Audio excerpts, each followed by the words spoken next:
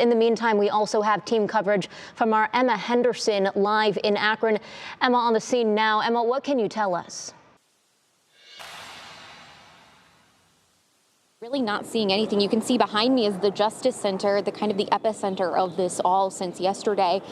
We did just have some police officers walk by with some riot helmets, and a few protesters who are here were yelling some choice words at them. But as we enter day one of that curfew here right now, we're hearing more from community leaders about what they want to see from these police officers. The Black elected officials of Summit County, they released a statement reiterating Jayland Walker's family's wish for peace, and also an excerpt that says this: during these moments of heightened tension, we ask that the mayor direct law enforcement to prioritize de-escalation tactics while considering crowd control and protest monitoring.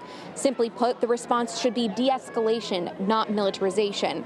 They then go on to say that the community should use local resources and not use the National Guard. Now, we were able to reach out to the mayor's office, where they confirmed that the National Guard has not been asked to come to Akron at this point. Isabel? All right, thank you very much for that live report, Emma Henderson. Now we do want to go ahead and return to Brandon Simmons. As a reminder, he had been following protests outside the Akron mayor's home. Brandon?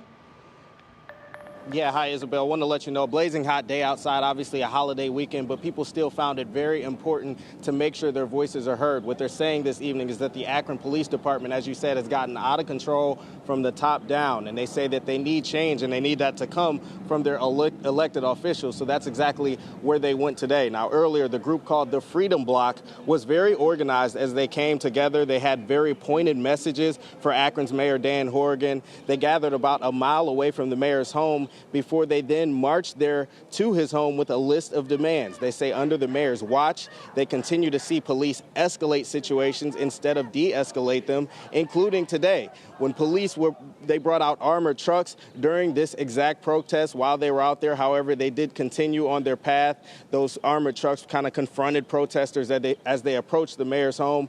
But the people that were out today say they have no intention of tearing down their own communities. They're simply here demanding change.